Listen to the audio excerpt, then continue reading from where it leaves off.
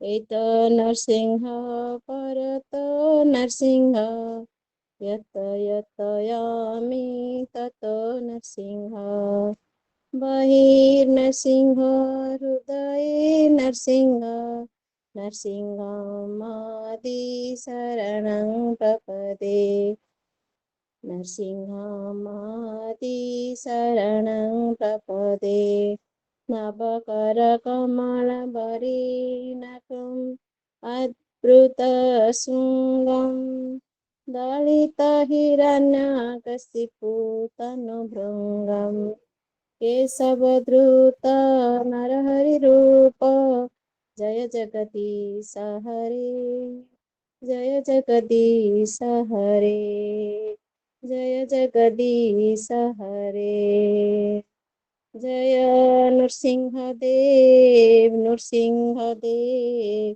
नृसिंहदेव जय नृसिंहदेव जय प्रहलाद महाराज प्रहलाद महाराज प्रहलाद महाराज जय प्रहलाद महाराज जय प्रभुपाद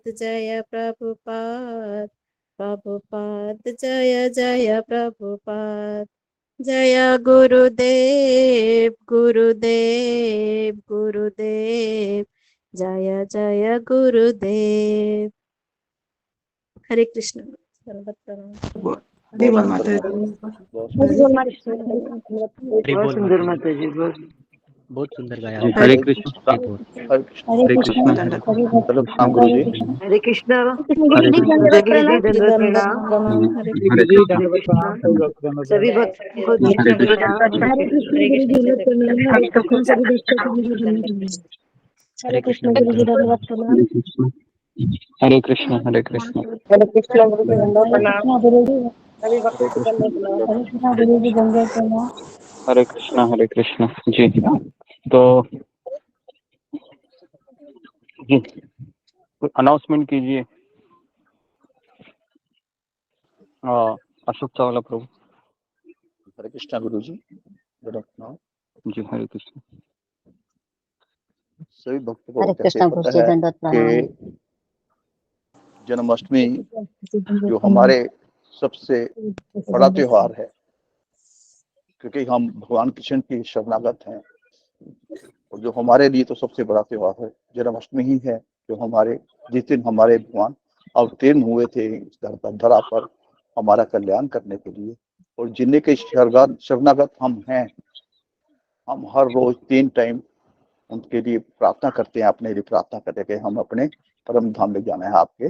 तो उनकी जन्माष्टमी आ रही है, हमें उत्साह से उनके लिए कुछ योगदान देना चाहिए, क्योंकि आपको भी पता है गुरु जी हमारी सेवा कंटिन्यू कर रहे हैं, और उनको एक टारगेट मिला है जो उन्होंने वहां पे देना है, क्योंकि वहां पे खर्चा बहुत है इको विलेज में जन्माष्टमी मनाने का।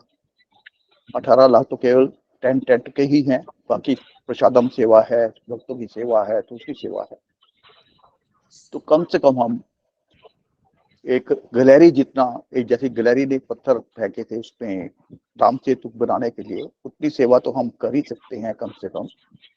तो हमारे पास से जितनी सेवा हो सकती है हम करें, और ये शीघ्र है, ताकि गुरु जी को भी थोड़ी पता लगे भाई कितने पैसे हम कर सकते हैं और कितने उन्होंने और करने हैं, क्योंकि गुरु जी तो कोशिश करेंगे भाई जितना उन्हें टारगेट मिला है कम से कम वो जमा कराने का। तो कृपया करके जो भक्त जिन्होंने उस दिन हैंड रेस किए थे और दूसरे भक्त जो देना चाहें, कृपया करके गुरु जी को वो भेज दें, और बाद में कलेक्शन अपनी जो मिलेगी वो भेज दें। और 500 रुपये से अधिक या 500 रुपये या उससे अधिक जब देने वाले को वहां से प्रसादम भी गुरु जी द्वारा भेजा जाएगा। तो ये विनम्र प्रार्थना है मेरी। तो कृपया करके अपना शीघ्र से शीघ्र अपने अपनी जो अपनी आपकी सेवा है, अपने आप जो करना चाहते हैं वो भेजिए, और दूसरा अपनी कलेक्शन के लिए भी आप कृपया करके पूरा जोर लगाएं। तो जितनी अधिक सेवा हम कर पाएंगे भगवान जी की, उतना हमारे लिए अच्छा है। ये पुरुषोत्तम मास भी चल रहा है, और जितनी सेवा हम करेंगे उससे कई गुना फल मिलेगा। वैसे तो हम जैसे गुरु जी कहते फल की कामना नहीं करते, पर हमारे कर्म तो अच्छे होंगे ना उससे, तो इसलिए कृपा करके वो कीजिए। और दूसरी बात, जैसे आपको पता है कि वृंदावन यात्रा और भगवान जगन्नाथ यात्रा के मतलब वो अपने आपको टाइम मिल गया है हमें हफ्ते का, तो अपनी अपनी टिकट बुक करा के 500 रुपये भक्तों को, गुरु जी को या राधिका माता जी को भेज दें और टिकट बुक करा लें साथ। धन्यवाद। हरे कृष्णा। गुरु जी एक और सेवा है गुरु जी, सुमिता माता जी का फोन आया था, तो वो रिकॉर्डिंग सेवा कर रही है। जी जी, मैंने उनसे बात की है। ओके जी माता जी, जी गुरु जी, धन्यवाद, प्रणाम। ओके, हरे कृष्णा गुरु जी, धन्यवाद, प्रणाम। हरे कृष्णा से भक्ति करने पर प्रणाम। तो हम आगे बढ़ते हैं। मुझे धन्यवाद प्रणाम सभी भक्तों हरे कृष्ण। ओम नमो भगवते हरे वासुदेव। कृष्णा गुरु जी, धन्यवाद। जी हरे कृष्ण। ओम नमो भगवते वासुदेवाय। ओम अज्ञानतिमिरन्धस्य ज्ञानाञ्जनशलाकया चक्षुरुन्मीलितं येन तस्मै श्रीगुरुवे नमः।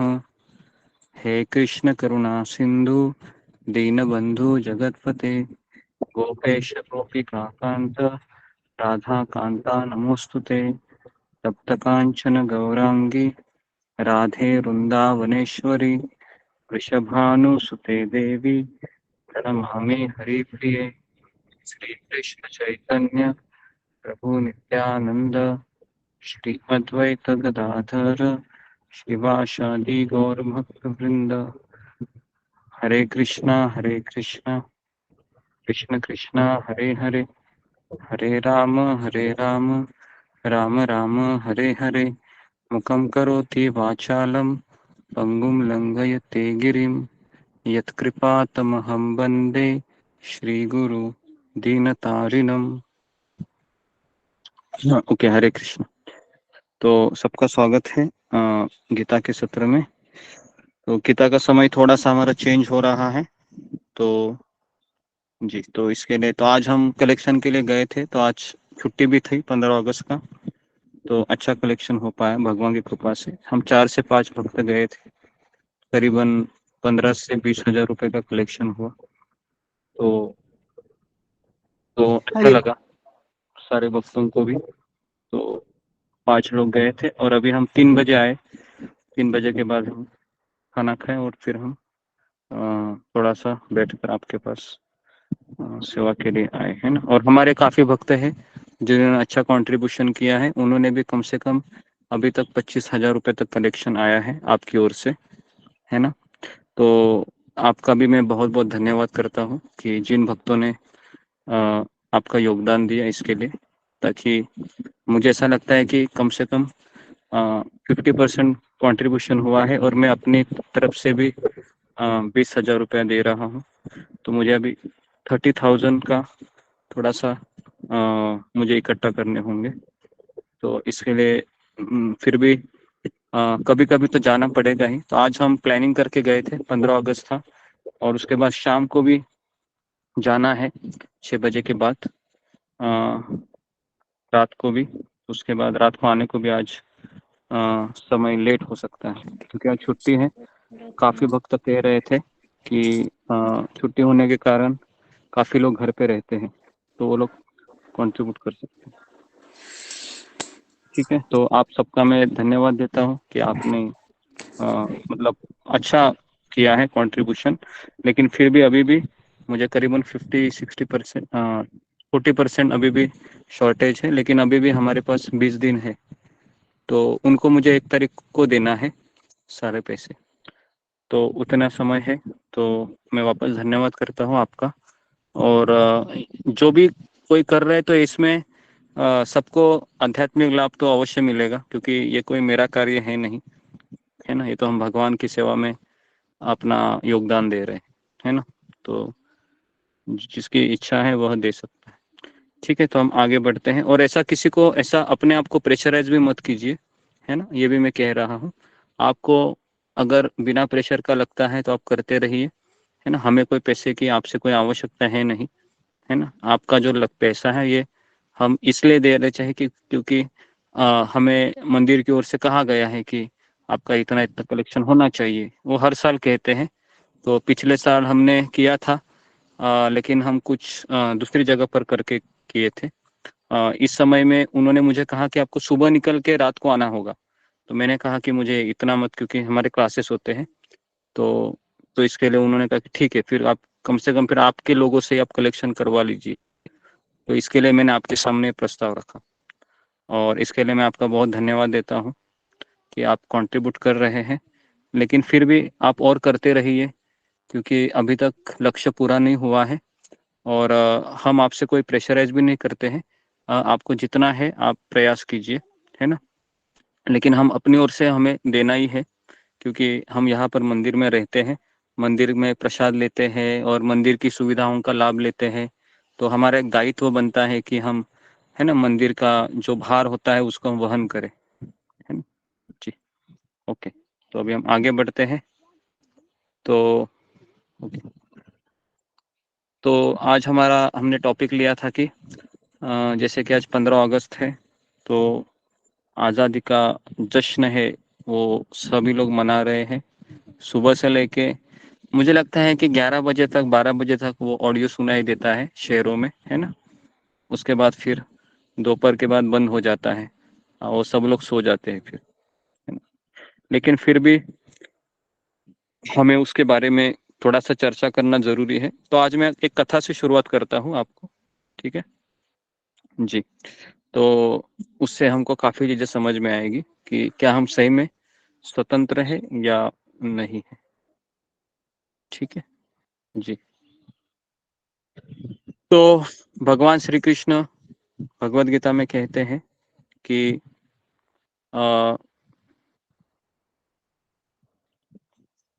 दैवी हेषा गुणमयी मम माया दुरत्यया। तो मेरी जो माया शक्ति है वो बहुत, उसको पार करना बहुत कठिन है ना। तो मैं एक आपको कथा सुनाने जा रहा हूँ, तो जिससे हमको पता चलेगा कि इस संसार में हमारी परिस्थिति कैसी है। एक व्यक्ति था, है ना, जिसके पीछे हाथी लगा था, और हाथी है उसको पीछे पीछे लगा रहा था, और हाथी ने, मदमत्ता हाथी था वो, और वो हाथी है जैसे ही उस व्यक्ति ने देखा कि मेरे पीछे आ रहा है, उसकी विशालकाय प्रकृति देखकर ही वो इतना डर गया था कि उसको लगा कि आज मेरा शायद दिन आखिरी दिन है ना। और जैसे ही वो अपने आप का बचाव का कोई रास्ता ढूंढ ही रहा था, तो अचानक, है ना, वो एक खाई में गिर जाता है। खाई में गिरने ही वाला होता है, तो अचानक उसको एक झाड़ की डाली का आसरा उसको मिल जाता है, और झाड़े की डाल की जब उसको आसरा मिलता है, तो देखते हैं हाथी को, तो हाथी वहां पर उसका इंतजार कर रहा होता है। और जैसे वो नीचे देखता है, खाई के नीचे, तो उसको सांप दिखाई देते हैं जो उसकी प्रतीक्षा कर रहे होते हैं। और उसी समय क्या होता है कि उस शाखा पर वो दो चूहे को देखता है। वो दो चूहे होते हैं सफेद रंग के, और एक होता है सफेद रंग का और दूसरा होता है काले रंग का।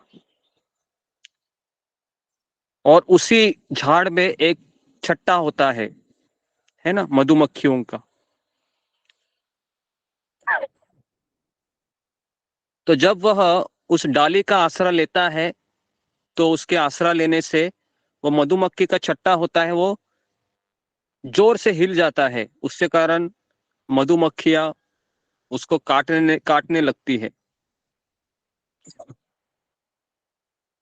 और जब मधुमक्खी उसको काटने लगते हैं, उसी समय एक छट्टे का बूंद उसके नाक पर गिर जाता है। और जैसे ही वो छट्टे का बूंद धीरे धीरे धीरे धीरे जब नीचे आके उसके होठों के ऊपर तक आता है, और होठों के ऊपर तक जब आता है तो अपनी जिह्वा को थोड़ा सा ऊपर कर लेता है, और थोड़ा सा ऊपर लेते समय उसकी जिह्वा को उस शहद का स्पर्श होता है, और उस समय उसको ऐसा लगता है कि कितना ये शहद मीठा है।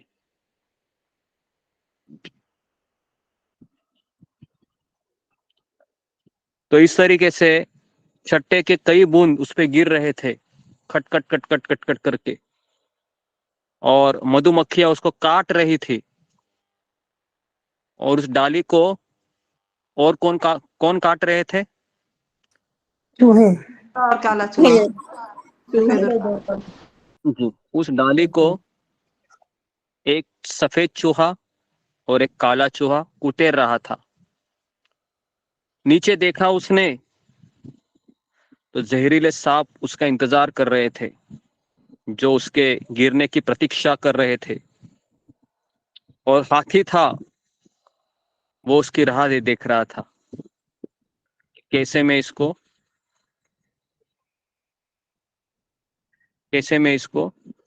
मार डालूं, इस तरीके से।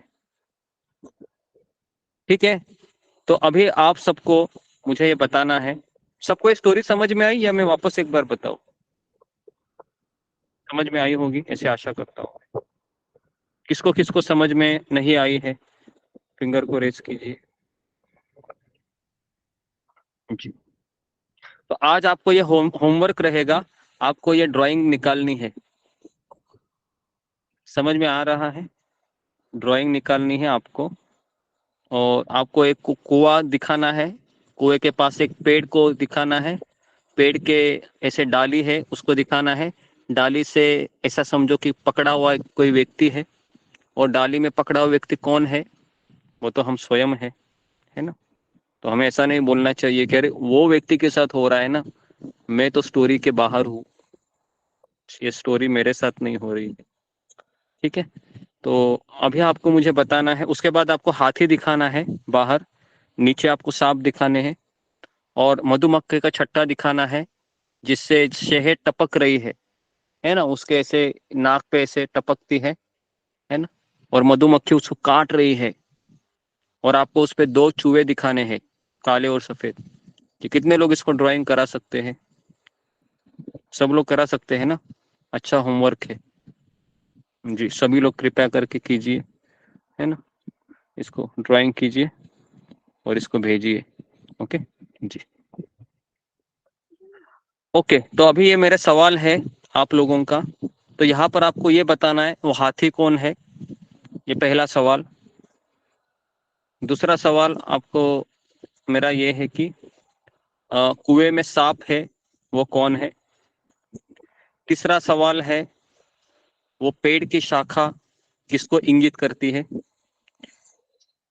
चौथा सवाल मेरा ये है कि जो काला चूहा और सफेद चूहा कौन है? पांचवा आपको चीज बतानी है कि शाखा पर लटकता शहद क्या है? और उसके बाद जी, तो ये सारी चीजें आपको बतानी है। ओके, कितनी चीजें हो गई जो आपको बताना है? 5। जी, तो सब लोग है चार्ट बॉक्स में टाइप कीजिए, वो सबसे बेस्ट रहेगा, मुझे ऐसा लगता है। मैं आपको 1 मिनट का समय देता हूँ, ताकि सब लोग इसको पार्टिसिपेट करें, है ना। और कौन किसी का कॉपी नहीं करेगा, है ना, ये देख के आप अपना अपना दिमाग लगाकर बताइए कि वो क्या है। ठीक है, तो आपका टाइम स्टार्ट होता है अभी। 4:21 हुई है, तो मैं आपको 2 मिनट दे रहा हूँ सोचने को। 4:23 तक आप इसको टाइप कीजिए चैट बॉक्स में।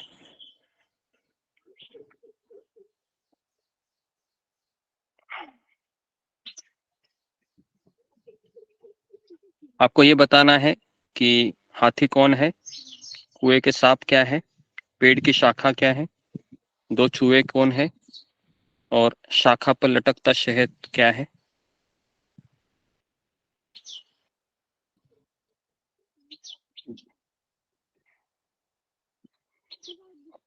एक मिनट।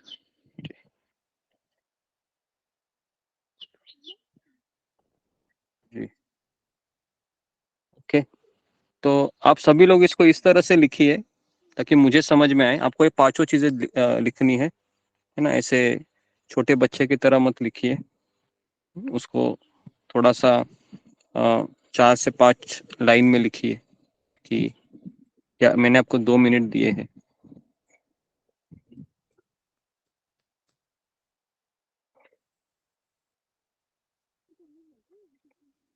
ओके, चैट बॉक्स में आ रहे हैं, ठीक है। 2 मिनट में हम फिर आप लोगों को ही पूछेंगे।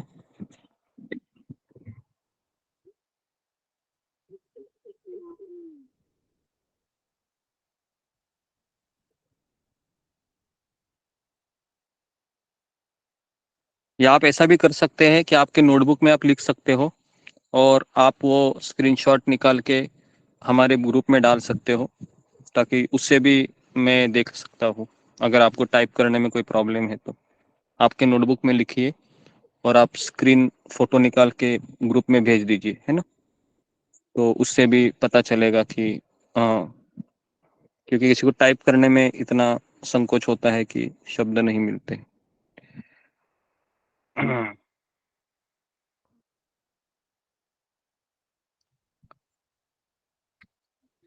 ओके, तो मुझे ऐसा लगता है कि आपका टाइम हो गया है। ठीक है, आप एक काम कीजिए, आप फिंगर को रेज कीजिए। पहले मैं सबके फिंगर को मैं डाउन करता हूँ, ताकि अगर किसी को कहना है तो कह सकते हैं जी कि वो 5 चीजें कौन थी। जी, विशाली गावे।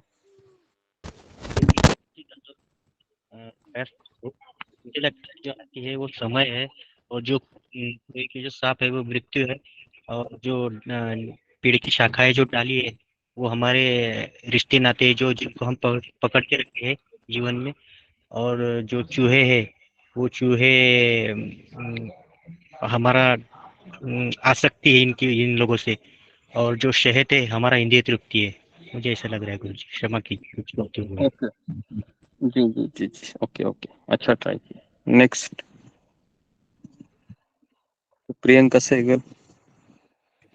हरे कृष्णा गुरु जी, धन्यवाद प्रणाम। गुरु जी, मुझे लगता है लटका हुआ व्यक्ति जो है वो हम है। चूहे जो है वो समय को दर्शाते हैं जो निरंतर जा रहा है। हाथी हमारा काल है जो हमारी प्रतीक्षा करता है। शहद वो मजा मस्ती है जिसमें हम रहना चाहते हैं। छत्ता 3 गुणों से भरा हुआ है। और क्या चीज थी? सांप। सर गुरुजी, सांप जो है वो निरंतर हमारी मतलब जैसे हम किसी दुर्संगति जैसी होती है जिस जो हमारी प्रतीक्षा करती है कि हम उधर जाएं। मुझे ऐसा लगता है कि ये सब चीजें वही हैं। ओके जी, नेक्स्ट मीना कुमारी माता जी। हरे कृष्ण गुरुदेव, दंडवत प्रणाम। हरे कृष्ण, सही वस्तु की दंडवत। गुरुदेव, मुझे लगता है कि सफेद चूहा, काला चूहा दिन और रात है। डाल सत्संग है। और हाथी जो है वो दुख है, जिसके दुख के से भागते हैं हम, भौतिक जीवन का दुख, और फिर हम खाई में गिरते हैं सुख की कामना में। और सांप जो है हमारे इंद्रिय विषय है, और शाखा पे लटकता शरीर हमारा जीव है। गुरुदेव, मुझे ये समझ में गलती चला। जी धन्यवाद। ममता कुमारी। हरे कृष्णा गुरु जी, दंडवत प्रणाम। गुरु जी, मुझे लगता है कि हाथी हमारा काल है, जो हमारा पीछा दिन पर दिन करते रह रहा है। और कुएं में जो सांप है वो जैसे नरक का, जैसे दर्शाता है, नरक का है नीचे। और पेड़ की शाखा जो हमारे मतलब जितने भी हमारे परिवार के लोग हैं, हमारे रिश्तेदार हैं, वो हैं। और काला चूहा और सफेद चूहा को तो गुरु जी मुझे पता नहीं। और शहद हमारी इंद्रिय तृप्ति है, हमारे जो उसमें विषय भोग वो है। ओके ठीक है, अशोक चावला प्रभु। गुरु जी, मेरे हिसाब से हाथी काल है, जो सांप है वो हमारी इच्छाएं हैं जो मुंह बाय खड़ी हैं। शाखा हमारी आयु है, चूहे समय है जो उसे काट रहे हैं आयु को। और शहद है हमारे क्षणिक सुख हैं, जो हमारे मुंह में जाते हैं, हम अपने दुख भूल जाते हैं क्षणिक सुख के लिए। और जो आदमी है वो मैं स्वयं हूँ, मेरे को ऐसा लग रहा है। धन्यवाद गुरु जी। जी जी, वृषाली तट। हरे कृष्ण गुरु जी, दंडवत प्रणाम। सभी भक्तों को दंडवत प्रणाम। गुरु जी, जो व्यक्ति है वो आत्मा है, मतलब हम है। और जो मुझे लगता है हाथी है जो माया देवी है, और सफेद चूहे है और रात और दिन है, और डाली को हमेशा खड़े रहते हैं। और पेड़ की डाली जो है हमारी आसक्ति है, और जो मक्खियां है दुख है हमारे जीवन के जो आने वाले। और जो नाग है वो हमारा काल है। और हाँ, इतना है गुरु जी। हरे कृष्ण। जी, तो अभी मैं इसका उत्तर आपको बताने जा रहा हूँ, ध्यान पूर्वक सुनिए, है ना। तो पहला देखिए कि चित्र में जो हाथी है ना, मतलब पहले तो मैं आपको एक चित्र दिखाना चाहूंगा जो आप देख सकते हो जी, ताकि उस चीज को आप समझ जाइए कि वो चित्र क्या है। जी, तो ये सबको चित्र दिखाई दे रहा है। जी गुरुजी। ये देखिए, ये वो है। यहाँ पर आप देख रहे हो 2 चूहे दिख रहे हैं। ओके, ठीक, तो यहाँ पर ये हाथी है, ठीक है। उसके बाद ये सांप है,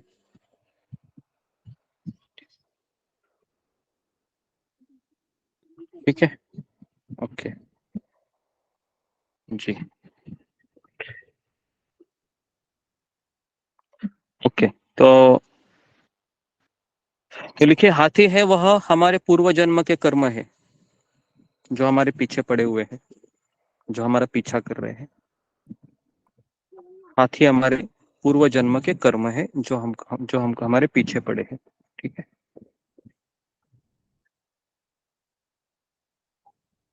उसके बाद कुएं में जो सांप है ये हमारे भविष्य के कर्म है, प्रारब्ध या अप्रारब्ध कह सकते हैं आप। कुएं में सांप है वो हमारे अप्रारब्ध या भविष्य के कर्म है।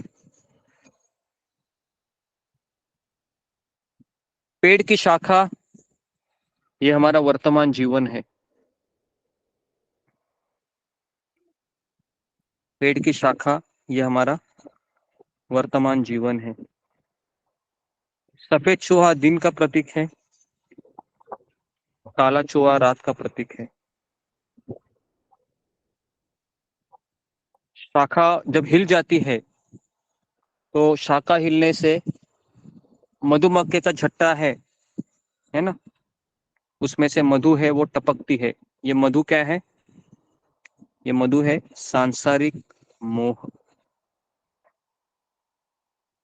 ठीक, ये मधु है सांसारिक मोह।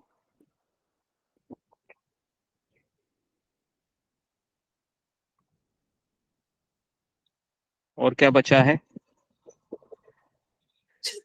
छत्ता गुरुजी। दाल बचा है गुरुजी, दाल। दाल मैंने बताया था कि वो वर्तमान जीवन है। गुरुजी मधुमक्खी। तो यहाँ पर जो मधुमक्खी है ना, जो हमें काट रही है, वो हमारे 3 ताप है, आदि भौतिक, आध्यात्मिक, आदि दैवी। जी, गुरुजी सांप क्या था? कुएं में सांप हमारे भविष्य के कर्म है। कृष्ण गुरुजी। और छत्ता गुरुजी। छत्ता में से मैंने बोला ना, मधु है, मधु। छत्ता नहीं है, केवल मधु है। मधु है ये सांसारिक मोह है, और छत्ता में से जो मधुमक्खियां है ये 3 क्लेश है, आदि भौतिक, आदि दैविक, आध्यात्मिक। ठीक है जी। ओके, तो अभी मुझे बताइए, अगर ये व्यक्ति स्वतंत्र दिन मना रहा है हाथ में झंडा लेके, तो आप इसको क्या कहेंगे? आप ही बताइए मुझे, है ना। जी बताइए अशोक प्रभु, अगर ऐसा व्यक्ति है, अभी हम सब लोग इसी परिस्थिति में है, क्या लगता है आपको? हम सब लोग जी गुरुजी, इसी हम सब परिस्थिति इसी में। परिस्थिति में हैं। हाँ, तो अभी आप अपने राय दीजिए मुझे कि अभी यह व्यक्ति है कि, है ना, 15 अगस्त मना रहा है, या फिर 15 अगस्त छोड़ दो, कोई मान लो कि शादी में जा रहा है, पार्टी मना रहा है, या फिर तो इसको क्या कहेंगे? भ्रमित अवस्था कहेंगे गुरुजी। तो माया भ्रमित में अवस्था में है, हम अनभिज्ञ हैं, अपने अपने अज्ञान है, अज्ञानी है। ज्ञानी है, भ्रमित अवस्था में है, अज्ञानी है। जी जी, और कौन राय जय जी? रंजना माता जी, जी क्या कहेंगे आप ऐसे व्यक्ति को? हरे कृष्णा गुरुदेव, आपके चरणों में दंडवत प्रणाम, श्री गुरुदेव दंडवत प्रणाम। हाँ गुरुदेव, यही है कि मतलब वो अज्ञानता में जी रहा है, भ्रमित अवस्था में जी रहा है, उसको ज्ञान नहीं है कि मतलब हमारा सच्चा सुख, वास्तविक सुख क्या किस चीज में है।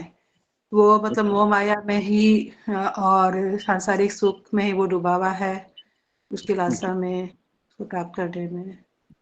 तो हमें अगर वही आपको, समझना है कि जी जी, अगर कोई व्यक्ति वो कहे कि जब उसको बाहर के लोगों को वो देखता है और बाहर के लोग बोलते हैं आजा मेरा, मुझे अपना हाथ दे दो, तो वो क्या कहता है? तुमको पता है मेरे नाक पे देखो एक एक बूंद गिर रहा है, और उसका आस्वादन इतना बढ़िया लगता है ना, वो बोलेगा तुम भी यहाँ पर आ जाओ। समझ में आ रहा है क्या? वो क्या बोलेगा? तुम भी यहाँ पर आ जाओ, बहुत मजा है ना, क्योंकि यहाँ पर है ना। तो इसके लिए जिसने जिसने शादी किया है ना, वो सबको क्या बोलता है? तुम भी शादी करो, है ना, बहुत मजा है। तो वो कैसा है? 50 पैसे का सर्कस की तरह है। आप सबको पता है कि किस तरह से हमको। अभी मुझे बताइए कि उसको मधुमक्खियां काट रही है, मुझे बताइए मधुमक्खियां काट रही है, तो क्या उसको दर्द हो रहा है क्या उस परिस्थिति में? नहीं। उसको दर्द हो रहा है। मधुमक्खी काटने से दर्द होता नहीं है क्या? हमारा आदि भौतिक क्लेश है, आदि भौतिक क्लेश, आदि दैविक क्लेश और आध्यात्मिक क्लेश। जी बताइए वृषाली, तीनों चीजों को। जी गुरुजी, आदि दैविक क्लेश जो होते हैं वो हमारे भूकंप के रूप में जो आते हैं, ज्यादा बारिश होने की वजह से जो आते हैं वो आदि दैविक क्लेश होते हैं, जो देवताओं की ओर से आते हैं। जो आदि भौतिक क्लेश होते हैं वो हमारे मन से आते हैं, जो हमारा मन होता है हमें जो क्लेश देता है, दुख देता है। और तीसरा कौन सा कुछ? उल्टा बोले तुम। आदि भौतिक क्लेश ये होते हैं जो अन्य जीवों के द्वारा हमें प्राप्त होते हैं, जैसे जी जी जी। हमारा कभी कभी परिवार वाले हो, हमारे पड़ोसी हो, हमारा खुद का बच्चा हो, या कंपनी का बॉस हो सकता है। और आध्यात्मिक होते हैं वो हमारे मन से आए हुए क्लेश होते हैं। जी, तो आध्यात्मिक या जी आध्यात्मिक क्लेश वो होते हैं जो कभी कभी मन ही हमको बोलता है कि तुम्हारा इस जीवन में कोई नहीं है, तुम्हारा क्या होगा। बोलता है कि नहीं मन ऐसे? रोज शाम को 6 बजे के बाद बोलता ही है ना, कि तुम्हारा कोई नहीं है, देखो सूर्यास्त हो गया, तुम अकेला है जीवन में, तुम अकेली हो। तो ये कौन से क्लेश हो गए? मधुमक्खिया को काटने जैसे हो गए। उसमें क्या हो रहा है? अचानक आपके बच्चे को मेरिट में आता है वो, है ना, 10वीं में, और आपको वो कैसा लगता है कि शहद का एक बूंद मेरे जीवा पे गिर गया, मेरे बेटे ने मेरा नाम रोशन किया, है ना। बराबर है, ऐसा लगता है कि नहीं? पिता का सबसे बड़ा सुख पता है क्या होता है? जब उसका बेटा कुछ करामती करता है। बराबर है अशोक चावला प्रभु, आपको क्या लगता है? क्योंकि आप तो मेरे से भी उम्र में बड़े हैं, तो आप जी मुझे जी राय गुरु दे जी। सकते हैं, है ना। जी गुरु जी। यही सुख है ना, कि जी गुरु जी। पिता का सुख यही होता है कि जब बेटा कुछ ऐसा कर। तो ये सब चीजें क्या है? पत्नी की मुस्कुराहट, या फिर है ना, या फिर पत्नी का खाना अच्छा बनाना, या फिर अगर आप कहीं घूमने जाते हैं तो आपको कोई इंद्रियों के विषय से आनंद प्राप्त होता है, तो ये सब क्या है? तो वह उस शहद के समान है। तो ये आप लिखिए ब्रैकेट में कि वो शहद, सांसारिक मोह को आप एक्सटेंड कर सकते हो, है ना। तो संसार के 3 मोह कौन से है, ये ब्रैकेट में लिखिए कि संसार ये 2 लोगों से बनता है, एक है स्त्री और दूसरा है पुरुष। जब दोनों एक दूसरे के साथ हो लेते हैं तो संसार बन जाता है। और उसके बाद संसार में 3 आनंद होते हैं। पहला है जब पत्नी है मीठा बात करती है अकेले में, ये सांसारिक मोह है। दूसरा है जब पत्नी अच्छा खाना खिलाती है पति को। और तीसरा है जब उसका पुत्र है ना, उसके गोदी में आता है और पप्पा पप्पा पप्पा पप्पा मम्मा मम्मा मम्मा कहता है, तो उसको ऐसा लगता है कि स्वर्ग भी नहीं चाहिए मुझे, यही मेरा वैकुंठ है। तो ये 3 है, ये संसार के सबसे बड़ा मोह है। बराबर है जी। तो ये कैसा लगता है हमको? शहद की तरह। कितने आप में से कितने लोगों ने शहद को चखा है अपने जीवन में? एकदम हाँ, सबने चखा होगा ऐसा मैं आशा करता हूँ, है ना। कैसा लगता है शहद? एकदम बढ़िया बढ़िया रहता है ना। मुझे लगता है शक्कर से भी बहुत अच्छा रहता है, है ना। तो जैसे आप शक्कर का अपना जो शहद का बूंद है वो स्पर्श हो जाता है ना जिह्वा को, और आप आंखें बंद कीजिए, आपको लगता है कि यही परम सुख है, यही मनुष्य जीवन का लक्ष्य है। हाँ, ऐसा लगता है। और खास करके जब पति पत्नी के जो पहले 3 महीने 6 महीने होते हैं तो उनको ऐसा लगता है कि यही मेरे लिए स्वर्ग लोक है ना। और उसके बाद जब काफी चीजें होती है तो सबको समझ में आता है ये स्वर्ग नहीं है, ये तो नरक से भी बदतर हो गया। टाइम लगता है। ओके जी। तो अभी मुझे बताइए कि क्या हम स्वतंत्र हैं? तो इस टॉपिक को हमने छेड़ा था इस कथा के द्वारा। तो हम स्वतंत्र नहीं है। अगर कोई व्यक्ति सोचता है कि मैं इंडिपेंडेंस डे मना रहा हूं तो ये उसकी सबसे बड़ी भूल है और सबसे बड़े अज्ञानी है। अगर आज की तारीख में अंग्रेज भी हमारे ऊपर राज करते थे, है ना, मान लो इन केस, लेकिन अंग्रेजों ने किसी के घर में घुसकर किसी को माला करने के लिए रोका नहीं है। बराबर है। कोई ऐसा एक इंसिडेंस आपको याद है कि अंग्रेज ने दरवाजे को फोड़ कर, है ना, कि वो बेचारा माला कर रहा है और उसको माला करने को रोक दिया? ऐसा नहीं किया है उसने। अभी हुआ क्या है कि हमारे ही लोग हमारे के ऊपर क्या कर रहे हैं? राज, है ना, हक जता रहे हैं। पहले अंग्रेज लोग करते थे, अभी वो अंग्रेज की जगह कौन हो गई? मेरी बीबी हो गई मान लो, या मेरा पति हो गया, या मेरा बेटा हो गया। बस वही है और कुछ नहीं है। अगर आपको लगता है कि मैं स्वतंत्र हुआ हूँ तो केवल आपके मन में ऐसा लगता है कि अंग्रेज की जगह भी ये आ गए हैं, ये मेरे लिए अभी अंग्रेज है। समझ में आ रहा है मेरे घर?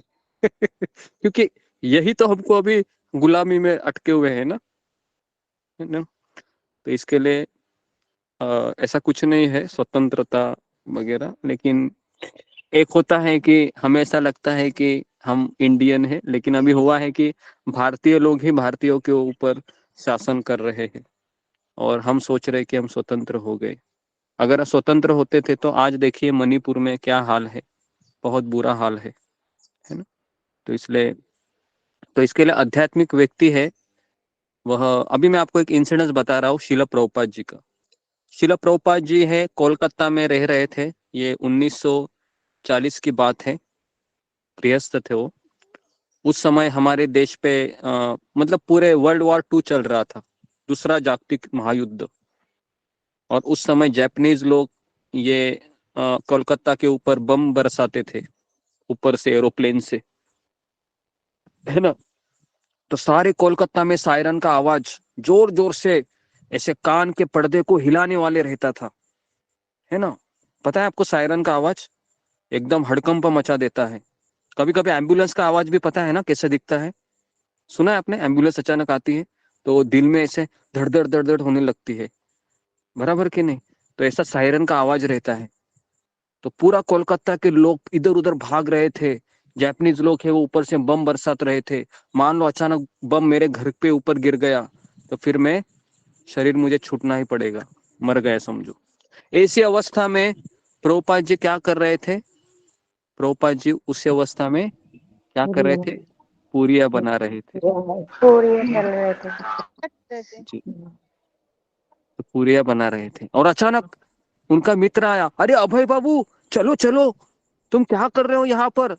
पूरे कोलकाता के लोग कोलकाता को खाली कर रहे हैं, तुम्हें बम का आवाज सुनाई नहीं दे रहा है, तुम्हें सायरन का आवाज सुनाई नहीं दे रहा है, तुम बहरे हो गए हो। प्रभुपाद ने कहा, अभय ने कहा कि कृष्ण आ रहे हैं। क्या कहा? कृष्ण आ रहे हैं। तो बोला कि कहाँ है कृष्ण? वो देखो ना, ऊपर से जापानीज लोग कृष्ण की तो कृष्ण को ही तो गिरा रहे हैं।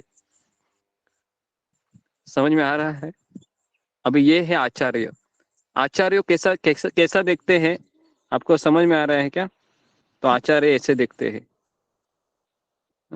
आचार्य ऐसा देखते हैं। तो उन्होंने कहा कि कृष्ण बम के रूप में आ रहे हैं, और अगर कृष्ण मेरे घर में आ रहे हैं बम के रूप में, तो मुझे उनके लिए पूरियां तलनी चाहिए। इसके लिए मैं गर्मा गर्म पूरियों में तलने में लगा हूं। तो उसने क्या कहा? अभय बाबू पागल हो गए हैं। क्या क्या तात्पर्य दिया उन्होंने? पागल हो गए। समझ में आ रहा है? तो अभी आप बोलोगे कि फिर मैं भी घर में क्या पूरियां तलते रहूं क्या? तो आपको नहीं करना है।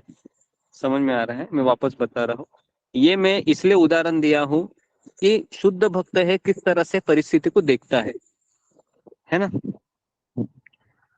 तो शिल प्रभुपाद जी को, जब शिल प्रभुपाद जी ने जब ये सवाल रखा था अपने गुरु के सामने, जब पहली बार नरेंद्र उनका मित्र उनको लेके जाता है उल्टाडंगा जंक्शन में, टेरेस पे प्रवचन हो रहा होता था, है ना, और उसी समय अभय एंट्री करता है, और एंट्री करने के पश्चात, है ना, उनके गुरु प्रवचन देते रहते हैं, अचानक रुक जाते हैं। अभय दंडवत मारता है, और दंडवत मारते समय जब उठने के ही अवसर पर कहता है कि तुम एक नौजवान इंसान हो, पढ़े लिखे हो, तुम क्यों नहीं चैतन्य महाप्रभु का संदेश पूरे विश्व भर क्यों नहीं तुम फैलाते हो? क्यों तुम इस तरह से रुके हो? अभय ने कहा, हमारे देश को आजादी मिलनी चाहिए।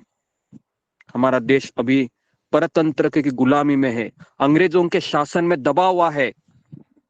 पहले हमारे देश को स्वतंत्र हो जाने दो।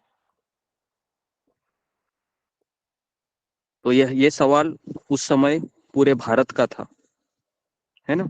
लेकिन उनके गुरु ने क्या उत्तर दिया अभय, कि अभी हमारे देश पे अंग्रेजों का राज्य है, उसके बाद कोई और आएगा और हमारे देश पे राज करेगा, ये तो चलता ही रहेगा, ये संसार का नियम है। तो क्या इसके लिए हम कृष्ण भावना को छोड़ दे? क्या हम कृष्ण भावना की प्रतीक्षा करें? ये संभव नहीं है, ये मंजूर नहीं है। ये जो उत्तर जब दिया उनके गुरु ने, तो अभय हृदय से कन्विंस हो गए कि ये गुरु सही कह रहे हैं, क्योंकि आज हमारे देश पे अंग्रेजों का राज है, कल जाके कोई दूसरा आएगा और करेगा, है ना। तो इसलिए क्या हम कृष्ण भावना को पोस्टपोन करें? क्या हम कृष्ण भक्ति को पोस्टपोन करें? तो अंदर से उत्तर है नहीं। तो ऐसा नहीं था कि हमारे जो आचार्य है उनको भी स्वतंत्रता चाहिए थी, लेकिन उन्होंने स्वतंत्रता का अर्थ सही तरीके से समझ लिया, और इसलिए आज हम भी, है ना, इसको, नहीं तो हम क्या करते थे बताइए ना, अगर मान लो हम कृष्ण भावना में नहीं रहते तो हम क्या करते थे बताइए? हम सब लोग झंडा करके यही बोलते थे, है ना, झंडा ऊंचा रहे हमारा, पता है, विश्व। तो इस तरह से हम भी करते थे। ऐसा नहीं है, करना चाहिए, लेकिन इसके बाद मैंने सुबह बताई थी कि हमें उन व्यक्तियों को हमको सलाम करना चाहिए, आदर करना चाहिए, सब कुछ करना चाहिए, लेकिन हमें यह भी समझना चाहिए कि भगवान श्री कृष्ण गीता में क्या कहते हैं। पूरे 700 श्लोक में गीता में कृष्ण कहा कहते हैं क्या कि हमें स्वतंत्रता हमें प्राप्त करानी चाहिए, हमें आजाद होना चाहिए।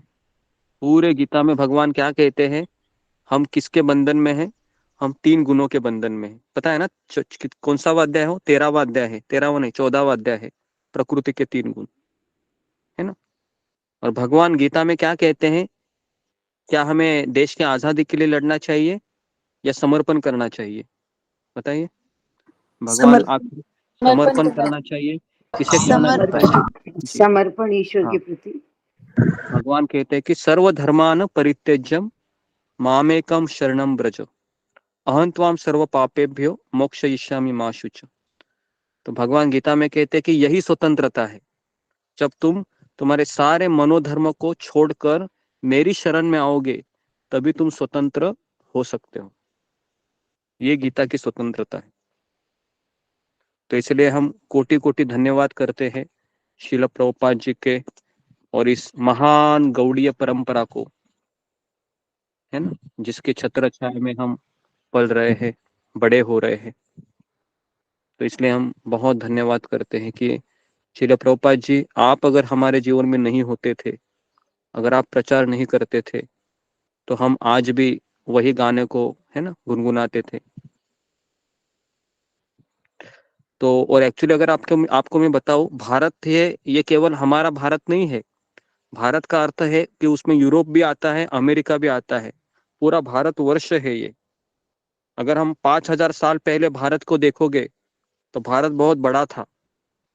ये तो अभी कलयुग में इसका पार्टीशन हो गया है।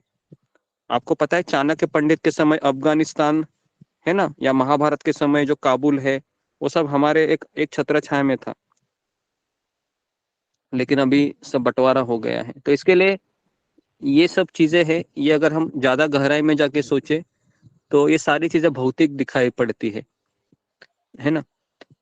लेकिन हमें ये कहकर उन जवानों को हमको कम नहीं करना है ना, उनको उनके समर्पण की भी हम दाद करते हैं।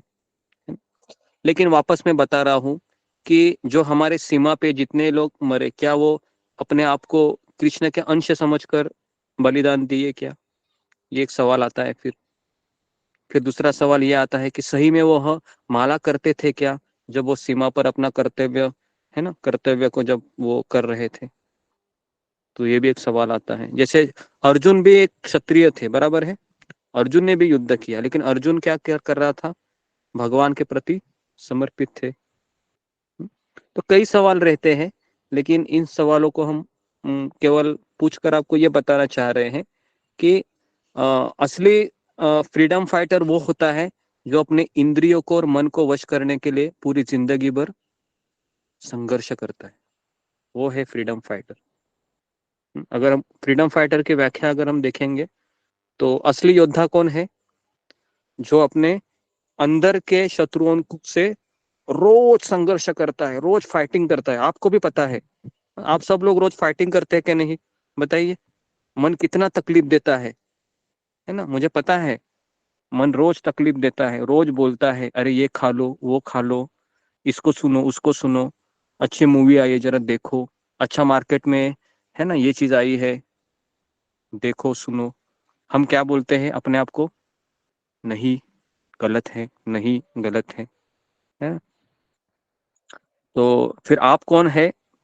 आप असली फ्रीडम फाइटर है, जो रोज अपने गुरु को दिए हुए वचन को निभाते हैं, संघर्ष करते हुए, क्योंकि वो बहुत कठिन है। तो इसलिए, है ना, मैंने पहले भी उदाहरण दिया था कि पहले के राजा महाराजा होते थे, वह युद्ध में बहुत पराक्रम करते थे, लेकिन अपने घर में वह कुछ पराक्रम नहीं दिखा पाते थे, क्योंकि इंद्रिय वश में नहीं होती थी, है ना। तो इसके लिए पहले चाणक्य, पता है किस तरह से महान राजाओं को मारते थे? तो चाणक्य विष कन्याओं का प्रयोग करते थे, जो विष कन्याओं के चंगुल में आकर, है ना, वो मर जाते थे राजा। नहीं तो ऐसे राजाओं को मारना बहुत कठिन था उस समय। तो इस तरीके से स्वतंत्रता का सही अर्थ है कि भगवान श्री कृष्ण के ऊपर आश्रित रहना, गुरु के ऊपर आश्रित रहना। और स्वतंत्रता का अर्थ है कि ये जानना कि मैं 3 गुणों के अधीन हूँ, रजोगुण, सत्वगुण, तमोगुण, ये मुझे बहुत तकलीफ दे रहे हैं, और ये जो मधुमक्खियां है उस व्यक्ति को काट रही है, ये मेरे 3 ताप है जो मुझे सता रहे हैं। और जो सर्प है वो कौन है? जो मेरे प्रारब्ध कर्म है, अप्रारब्ध जो अभी तक फलित नहीं हुए है, लेकिन हो सकता है कि फलित हो जाए, है ना। तो जब किसी के जीवन में अचानक कुछ इंसिडेंट्स होता है, अचानक कुछ ऐसी दुर्घटना होती है, तो क्या समझना चाहिए? मेरे अप्रारब्ध कर्म अभी फलित हो गए, मेरे अप्रारब्ध प्रारब्ध कर्म फलित हो गए, इसके लिए अभी मुझे ये इस घटना की इस परिस्थिति के द्वारा जाना पड़ता है। तो इस तरह से है, ये मैंने चीज बताई आपको। तो अभी मैं आगे बढ़ रहा हूँ भागवतम में। तो भागवतम में बताया गया है कि यह भौतिक जगत है, ये किस तरह से है। तो अभी अभी हमने देखा कि ऐसा व्यक्ति है जो बेचारा फंसा हुआ है ना जी। तो अभी मैं कुछ लोगों की राय पहले लेना चाहूंगा कि ये जो स्टोरी है, ये स्टोरी के द्वारा हम क्या सीखते हैं, है ना, या फिर हम किस तरह से इस स्टोरी के द्वारा हम अपने जीवन को देखते हैं, ये आप मुझे बताने की चेष्टा कीजिए जी। फिंगर को रेज कीजिए, कौन इसको बताना चाहेगा। 1 मिनट, हाँ अभी कीजिए।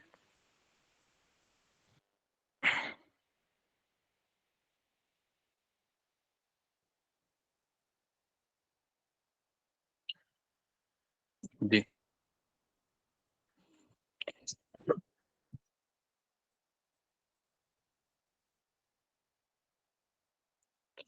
नेक्स्ट सुजाता बताइए।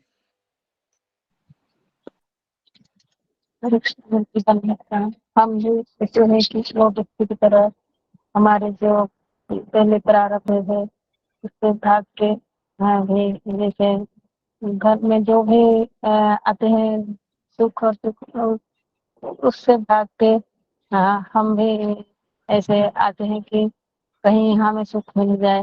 फिर यहाँ हमारे संसार में लगता है कि हमारे परिवार लोग हमें सुख देंगे, यहाँ से कुछ सुख मिल गया। कभी कभी जो मिलता है उसी उसी को, हाँ मटेरियल, ये हमारे दुनिया में कुछ कुछ कभी कभी जो सुख मिलता है तो लगता है कि हाँ यही हमारी सुख है। सब कुछ है, फिर समर्पित नहीं थे भगवान से, जब हम भक्ति में नहीं थे ऐसा लगता है कि ये है हमारी असली सुख है।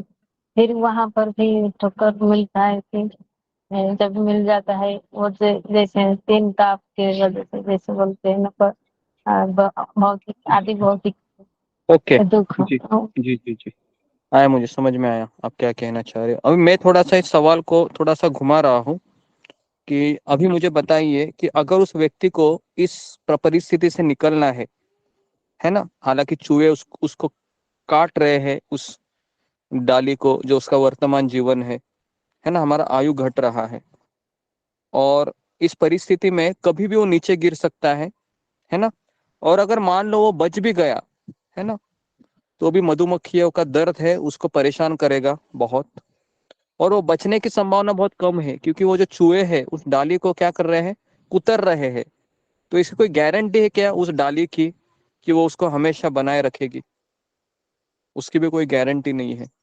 तो अभी मेरा ये सवाल है, थोड़ा सा मैं घुमा रहा हूँ अभी, कि अगर उस परिस्थिति से उस व्यक्ति को निकलना है तो उसको क्या करना पड़ेगा, जिसके बारे में अभी तक मैंने बताया नहीं, लेकिन आप लोग बता सकते हैं कि अगर उस व्यक्ति है बेचारा तड़प रहा है, लेकिन तड़पते तड़पते उसको एक चीज भगवान दे रहे हैं कि छोटा सा उसको एक छट्टे से जो गिरी हुई जो शहद की बूंद है वो उसको आनंद दे रही है ना जी। बताइए। ओके, जुम्मा गोराई, शॉर्ट में बोलो। धन्यवाद प्रणाम, सभी को मेरे प्रणाम। गुरुजी, जिस तरह से आपने जो ये कहानी हमें सीख दिया है, तो उससे उस व्यक्ति को यही बचा सकते हैं कि उसे बाहर के कोई आदमी का या कोई व्यक्ति का सहारा लेना पड़ेगा। तो बाहर का आदमी उसे बचा सकता है, नहीं तो वो पूरी तरह से वहाँ फंस जाएगा। जहाँ तक मुझे ओके याद है। जी, एकता सोमानी।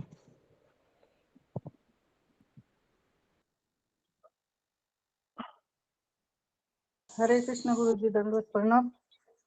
मेरे को भी यही लगता है गुरु जी की कोई उसको भक्त मिल जाए तो उसको निकाल सकते हैं। अच्छा, भक्त उसको मिल जाए, ठीक है। भक्त कैसे हाँ। मिलेंगे? जंगल में आएंगे क्या कीर्तन करने के लिए, कि जहाँ पर वो गिरा हुआ है कीर्तन करते हुए, या उसको कहेंगे जरा लॉग इन करो जरा, ये लो मोबाइल? हाँ, ऐसा ऐसा बोल सकते? कैसे करेंगे उसको? लॉग तो कैसे वो उस परिस्थिति में कैसे लॉग इन करेगा वो, और ये सुनेगा जी? तो वो समझ नहीं आएंगे गुरुजी। समझ नहीं आया? ओके, तो ओके, समझ आ गया अभी।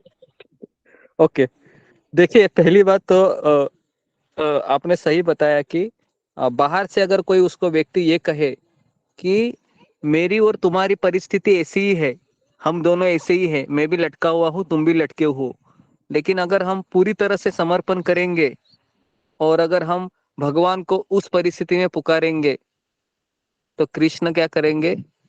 कृष्ण हमको भक्तों के द्वारा इस जो परिस्थिति से निकालेंगे, या इस परिस्थिति में सहन करने की शक्ति देंगे, और धीरे धीरे धीरे धीरे हमारे समर्पण से, हमारी पुकार से भगवान श्री कृष्ण ही हमें इस परिस्थितियों से मुक्त करेंगे। समझ में आ रहा है ना? क्योंकि इस परिस्थिति से मान लो हाथ भी देगा। देखिए हम सब लोग कैसे हैं, हम में से कोई भी ऐसा व्यक्ति है क्या जो बाहर है, उस हाथी से भी बचा हुआ है, या वो नीचे के सर्प से भी बचा हुआ है?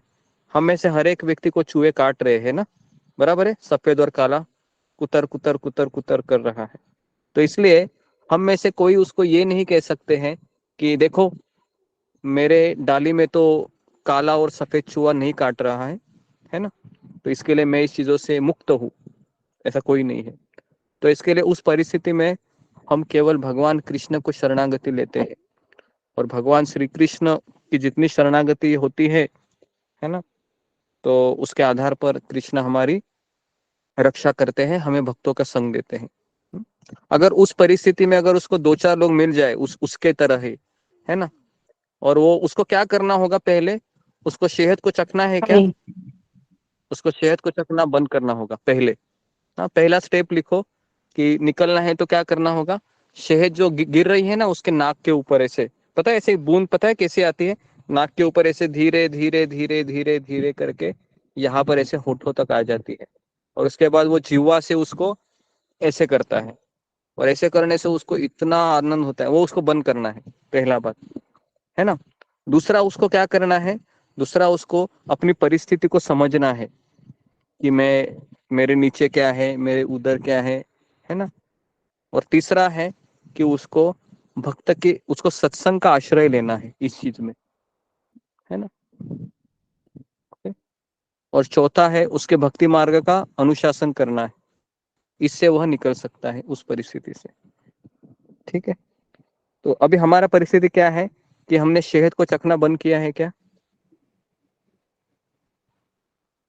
नहीं जी, नहीं शहद का गुरुजी, चखना थोड़ा बंद किया है। कम कर दिया है।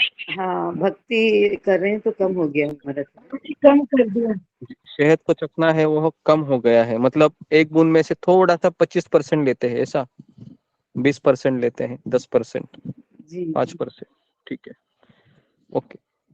तो जी, तो ये जब तक पूरा बंद नहीं होगा, और पूरा बंद भी नहीं कर सकते क्योंकि पूरा बंद करेंगे तो हम झटपट आएंगे, क्योंकि बहुत सारे जन्मों की वह बद्ध अवस्था है। ठीक है, तो गुरुजी ये चीज मैंने आपको कुएं में जो बताया। सांप है, गुरुजी जो कुएं में सांप है भविष्य का जिसने आपने बताया, उसका क्या तात्पर्य है?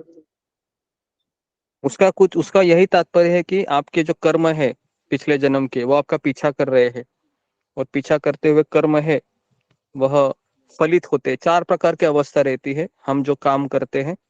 पहला होता है बीज अवस्था में होता है। उसके बाद कूटम, थोड़ा सा बढ़ता है। फिर होता है अप्रारब्ध, मतलब उसको फूल लगे रहते।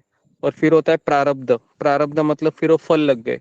और जब फलित अवस्था होती है तो फिर अचानक कोई संकट आता है, जैसे जॉब चला जाना, जब बेटा या कोई व्यक्ति हमारे जिंदगी से चले जाना, या कोई ऐसा बड़ा संकट आना, तो ये उसको प्रारब्ध कहते हैं। तो वो अप्रारब्ध कर्म है जो हमारी राह देख रहे हैं, वो सर्प के रूप में, है ना। ठीक है, ओके। तो आ, तो इस तरीके से कभी कभी वाणिक जन अनेक दुर्लभ वस्तुओं का संग्रह करने और उन्हें मुनाफे सहित नगर में बेचने के लिए वह वन में प्रवेश करते हैं। वाणिक जन मतलब व्यापारी। किंतु वन मार्ग सदैव ही संकटों से घिरे रहते हैं। तो उसी तरह से जब शुद्ध जीव भगवान की सेवा को छोड़कर इस भौतिक जगत का भोग करना चाहता है तो श्री कृष्ण उसे उस भौतिक जगत में प्रवेश करने का अवसर अवश्य प्रदान करते हैं। तो इसमें एक चैतन्य चरितामृत में एक श्लोक आता है कि कृष्ण बहिर्मुख जीव भोगवांछा करी निकटस्थ माया तार झपटिया धरी। जैसे ही हम इच्छा करते हैं इस संसार में भोग करने की, तुरंत क्या होता है, माया हमको जिस तरह से बिल्ली चूहे को झपट लेती है वैसे माया हमको झपट लेती है। जिस तरह से नशे में धुत व्यक्ति अपने आप को क्या समझता है, मैं बहुत सुखी हूँ, समझता है कि नहीं? आपने देखा है पिया हुआ व्यक्ति जब रास्ते पर पिटा है उसको आप बोलेगे चलो तुम्हारे घर चलो, तुम कितना पिया हुआ है, तो क्या बोलेगा, मैं पिया हुआ हूँ, तुमको गलत फहमी हुई है, मैं तो बहुत मजा कर रहा हूँ, देखा नहीं कैसे मैं लेटा हुआ हूँ बिस्तर पे, ऐसा वो बड़बड़ाने लगता है। बराबर है। तो वैसे ही जब माया उसको झपट लेती है तो वह घर के जो परेशानियों को भी क्या समझता है, ये क्या है, ये मेरे संसार का सबसे बड़ा सुख है। और कभी कभी तो इतना कहते हैं कि जब तक लड़ाई नहीं होती है ना मजा नहीं आता है, थोड़ा बहुत लड़ाई होनी चाहिए घर में, बोलते हैं, सुना है आपने? जब तक लड़ाई नहीं होती है मजा नहीं आता है। फिर वो उस लड़ाई को वो ऐसा लेते हैं कि जैसे इस संसार में है ना ये थोड़ा सा मीठा अनुभव, खट्टा अनुभव, तो इस तरह से भी लोग देखते हैं। तो प्रकृति के 3 गुणों के प्रभाव में आकर जीवात्मा विभिन्न योनियों में शरीर धारण करता है। कितने हो गए वो विभिन्न योनि, मतलब 84 लाख 83 लाख मुख्य योनि हो गए, है ना जी। कभी कभी वो स्वर्गलोक में देवता बनता है तो कभी वह मर्त्य लोकों में नगण्य प्राणी का रूप धारण करता है। तो इस तरीके से हम आपने देखा है जब यात्रा में हम जाते हैं ना, यात्रा मतलब ये वाला यात्रा नहीं, मेले में जाते हैं ना, मेले में तो पता है एक बहुत बड़ा झूला होता है, देखा है आप में से कितने लोग झूले में बैठे हैं जो ऐसे ऊपर जाता है एकदम ऐसे और एकदम ऐसे नीचे आता है, नीचे आता है तो एकदम ऐसा अजीब सा छाती में ऐसा ये लगता है, फीलिंग होता है ना, और वापस ऊपर आता है, उसको क्या बोलते हैं हिंदी में, उसको हिंदी जी जी तारामाची बोलते हैं। तारामाची, टालामाची पता नहीं मुझे, लेकिन हिंडोला भी बोलते हैं। झूला राम भी झूला। बोलते हैं गुरुजी, झूला ही बोलते हैं। झूला, हाँ राम झूला, झूला बोलते हैं। झूला। जी जी जी, झूला शब्द मुझे थोड़ा बिजली अच्छा वाला लगा। झूला। जी जी, तो आप उस झूले में बैठे होंगे, है ना, जी। और झूले में आपने देखा है जब ऊपर जाता है तो कैसा लगता है, बहुत अच्छा लगता है ना ऊपर जाते समय, और ऊपर से नीचे आता है तो कैसे लगता है, ऐसा लगता है कि अभी मैं मर ही गया या मर ही जाऊंगी, ऐसा लगता है ना। तो उसी तरह से कभी हम स्वर्गलोक जाते हैं ब्रह्मलोक में, और कभी हम नीचे के लोक में आते हैं पाताल लोक में, और कभी कभी हमने आपको कहा था ना कि 10 पाप हो गए, 5 पुण्य हो गए, उसके हिसाब से हम फिर नरक लोक में जाते हैं, और फिर धीरे धीरे धीरे धीरे हमको भगवान है यह मनुष्य जन्म देते हैं, और इसमें हमको ये अवसर प्राप्त होता है जिसको हम भगवान को याद कर सके। ठीक है, लेकिन फिर भी माया हमको छोड़ती है क्या? इस अवस्था में भी माया हमको नहीं छोड़ती है, क्योंकि माया का काम क्या है, माया का काम है हमारी परीक्षा लेना। ठीक है, तो कृष्ण का प्लान देखो कैसे है, कृष्ण आपको बहुत सारा मतलब आनंद देंगे आध्यात्मिक, और जैसे ही आप माया में जैसे ही आप कृष्ण को लगता है कि ये अभी आलसी बन गया है तो माया को कहते हैं आप जरा इसका भी परीक्षा ले लो, तो माया फिर हमको हमारी परीक्षा लेती है और वापस हम टाइट हो जाते हैं और फिर कृष्ण के पास आते हैं, वापस ढीले हो गए। तो इस तरह से माया है वह हमको हमारी परीक्षा लेती रहती है। और ये माया देवी कौन है? ये हमारी दुश्मन नहीं है, ये हमारी मित्र ही है, क्योंकि ये राधा रानी है जो स्वयं बहिरंगा शक्ति के रूप में काम करती है ना। तो ये माया को किसने पकड़ा है? माया ने हमको पकड़ा है या हमने माया को पकड़ा है? हमने पकड़ा है। हमने माया को पकड़ा है। हमने जी हमने माया को पकड़ा है जी। उस साल कौन सा स्टोरी में हमेशा बताता हूँ, कौन सी स्टोरी थी वो? जनक हाँ, महाराज और श्रावक अष्टावक्र। हाँ तो सब लोगों को याद है जी एकदम, गुरु जी याद। पता है, याद है, वेरी गुड। तो इस तरीके से भौतिक जगत में रहने वाले है ना लोग हैं जो हमेशा संघर्ष करते रहते हैं और मनुष्य का आत्मज्ञान हर कर उसे अज्ञानता के जाल में डाल देती है ये इंद्रिया। और इनके अतिरिक्त सारे कुटुंबी, उसकी पत्नी तथा संतानें वन के खूंखार पशुओं के तुल्य है जी। कौन बताएगा कि भागवत उनके कुटुंबी, उनके पत्नी को, उनके संतानों को वन के खूंखार पशु क्यों बता रहे हैं? जी बताइए, अशोक चावला प्रभु।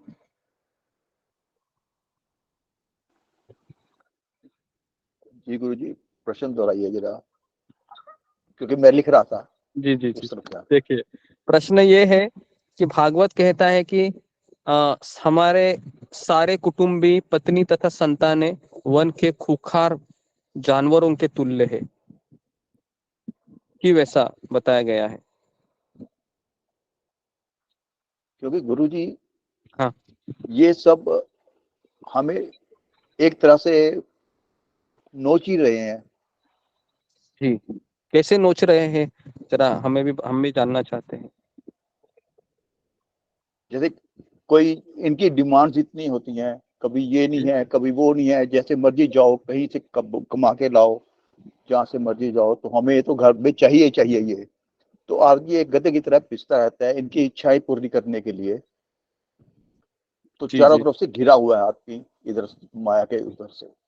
बहुत सही जवाब दिया अशोक प्रभु। जी जी आपने पूरा अपना जिंदगी का एकदम क्या बोलते हैं अनुभव ही बता दिया कि किस तरह से ऐसे होता है ना। क्योंकि हम तो आयु में बहुत आपसे छोटे हैं, लेकिन आपके अनुभव के द्वारा हमें मार्गदर्शन मिलता है कि किस तरह से भागवत में ऐसा लिखा गया है कि ये कुटुंब, पत्नी तथा संतानें, जिस तरह से भयानक पशुओं का काम क्या है, मनुष्य का मांस भक्षण करना।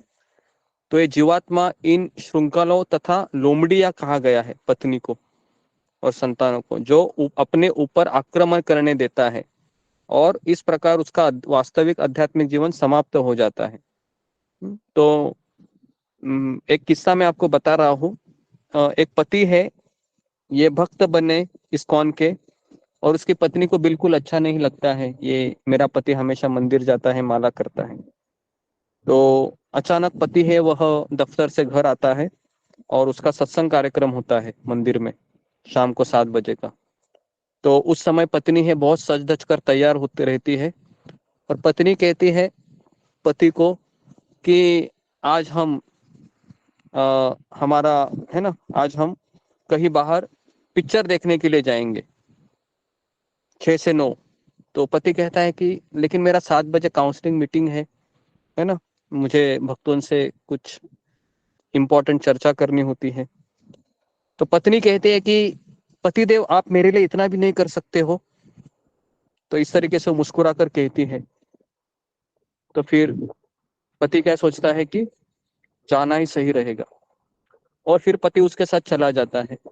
अभी मुझे बताइए कि पति का आध्यात्मिक जीवन है ना अचानक नष्ट हो गया। कैसे नष्ट हो गया, किसने खा लिया? तो पत्नी ने खा लिया।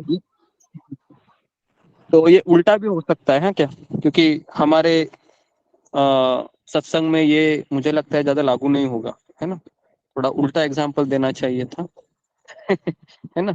उल्टा एग्जाम्पल मतलब कि पत्नी बहुत भक्ति कर रही है और पति बोलता है कि पिक्चर चलो, अभी बहुत हो गया तुम्हारा माला करना, है ना।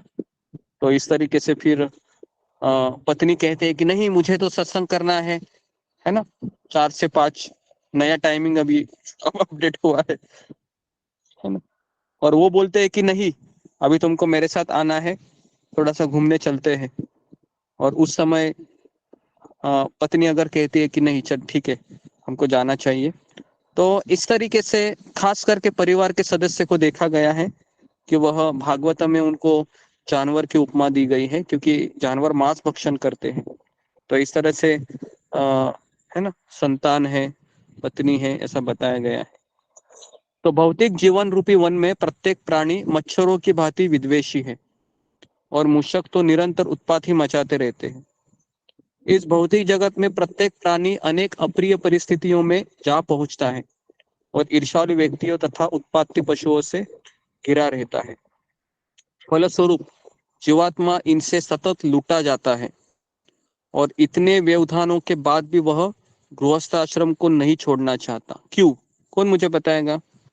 कि घर में इतने कलह होते रहते हैं, घर में इतने मन टेंशन, मतलब मन विचलित होने वाले कई कारण, कई चिंताएं रहती है, फिर भी वो उस घर को छोड़ना नहीं चाहता है व्यक्ति। क्यों? अनिल शर्मा सुन रहे हैं? आप बताइए अभी।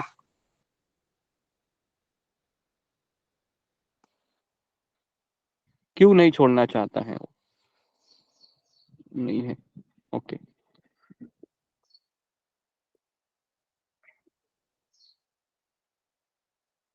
जी, सतीश कुमार माथुर, आप बताइए। आप भी हमारे ग्रुप के सबसे वरिष्ठ हैं, हम आपसे भी कुछ राय लेना चाहेंगे। जी बताइए। एक तो ये है कि पिछले जन्मों के कर्मों से हमारा हिसाब किताब है, जी तो जी। उसकी वजह से बंधे रहते हैं हम। और दूसरा ये है कि परिवार में ठीक है, लेकिन तब भी कुछ आसक्ति तो होती है, जी ब्लड रिलेशन है ही ना। जी जी। नहीं, लेकिन वहां पर उसको रोज दुख मिल रहा है, मतलब रोज उसका झगड़ा होता है, रोज उसको परेशानी झेलनी पड़ रही है बेचारे को, फिर भी वो नहीं छोड़ना चाह रहा है। क्यों? अब इसका तो यही कारण हो सकता है कि उसको अब या तो फिर कोई दूसरा मार्ग कोई है नहीं उसके पास। ओके। मतलब और दूसरा जो है कोई मार्ग है नहीं ना, घर पे तो रहना ही पड़ेगा उसको।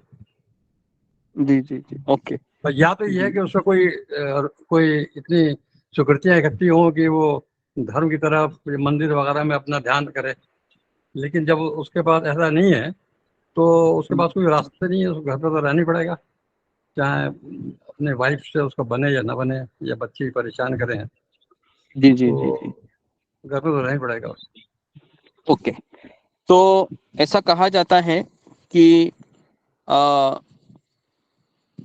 कि घर की आसक्ति इतनी तीव्र होती है कि शाम को जब वो दफ्तर से छूट जाता है ना, और जब वो घर घर की तरफ उसके पैर है वो मुड़ जाते हैं, और उस समय वो सोचता भी है कि अभी घर जाऊंगा तो वापस कुछ ना कुछ होने वाला है, फिर भी वो उसी घर की तरफ लौट जाता है। इसका कारण ये है कि अगर हम किन्हीं के साथ भी रहते हैं तो उससे ग्रंथि का निर्माण होता है, उसको कहते हैं हृदय ग्रंथि। हृदय ग्रंथि मतलब एक गांठ बन जाती है जो टूटने की छूटने की कोशिश करते हैं लेकिन नहीं छूटती है। वो गांठ है आसक्ति की, इतनी कड़ी गांठ होती है कि वो व्यक्ति छोड़ ही नहीं पाता है, बहुत परिश्रम करके भी नहीं छोड़ पाता है वो, है ना। जब उसको गुरु का ज्ञान उसको प्राप्त होता है तो वो धीरे धीरे छूटने का प्रयास करता है ना।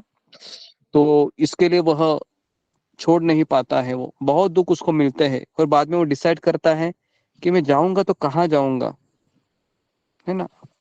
तो इसके लिए वो वहीं पर पड़ा रहता है वो, और उसी दुखों को झेलते झेलते झेलते झेलते एक दिन वो अंतिम सांस लेता है और वहां से अपने कर्मों के अनुसार दूसरे योनि में प्राप्त होते हैं। क्योंकि इतना आसान नहीं है, मैं वापस बता रहा हूँ कि आप ये सब सुन भी रहे हैं हम लोग, लेकिन फिर भी नहीं कर, क्योंकि वो ग्रंथि को भेदने का कार्य हम अकेले नहीं कर सकते। उसके लिए हमें शास्त्र की वाणी, गुरु के आशीर्वाद और सारे भक्तों का, है ना, कृपा, ये सब चाहिए होता है, क्योंकि वो करोड़ों जन्म की ग्रंथि है। क्योंकि हम जितने भी हमारे परिकर हैं, परिकर मतलब एक तरीके से हम जिनके साथ हमारे बच्चे हैं, पति है, पत्नी है, ये सब पिछले जन्म से ही हमारे साथ इनका कनेक्शन होता है। पिछले जन्म से ही हम हमारे ये साथी होते हैं, है ना। कभी कभी कर्म का हिसाब किताब ऐसा है कि हमारा पिछले जन्म का जो मित्र है कभी कभी पुत्र के रूप में आता है और हमको इतना आनंद देता है कि हम सोचते हैं कि भगवान ने कितना मुझे अच्छा पुत्र दिया। और कभी कभी पिछले जन्म का शत्रु ही हमारा पुत्र बन जाता है और इतना दुख देता है कि व्यक्ति घर छोड़ने को मजबूर हो जाता है। तो ये सब कर्म के सिद्धांत है। ओके, तो इसलिए हम जीवन के किसी भी परिस्थिति में हम अपने आप को ये नहीं समझ सकते कि मैं स्वतंत्र हो गया हूँ, क्योंकि हम सब चाहकर भी स्वतंत्र नहीं हो सकते। क्योंकि मेरा आयु है वो घट रहा है दिन ब दिन, मेरे सर के बाल सफेद हो रहे हैं, है ना। पहले मेरे बाहों में बहुत शक्ति थी, है ना, मैं किसी भी वस्तु को मैं आसानी से पकड़ लेता था। लेकिन आज जब मैं पकड़ने जाता हूँ तो अचानक कट करके आवाज आता है कि नहीं? हमारे हड्डियों से देखो, उठते बैठते भी कभी कभी आवाज आता है और बहुत परेशानी होती है कि कोई भी चीज उठने के लिए। तो हमें पता चलता है कि यार मैं तो स्वतंत्र नहीं हूँ, मेरे ऊपर तो कोई ना कोई शासन कर ही रहा है, लेकिन मुझे दिखाई नहीं दे रहा है। कौन है वो? तो अदृश्य शक्ति है वो, जो हमारे शरीर के ऊपर, है ना, आक्रमण कर रहे हैं। तो हमारा शरीर भी देखो धीरे धीरे, है ना, हमारे जो चमड़ी है वो भी धीरे धीरे उसको एकदम वो रूखी रूखी होने लगती है ना। हमारे जो चेहरा है वो धीरे धीरे वह गलने लगता है। और फिर हमको लोग कहते हैं कि अभी आप बूढ़े हो गए। लेकिन मन मानता है क्या? मन नहीं मानता है ना।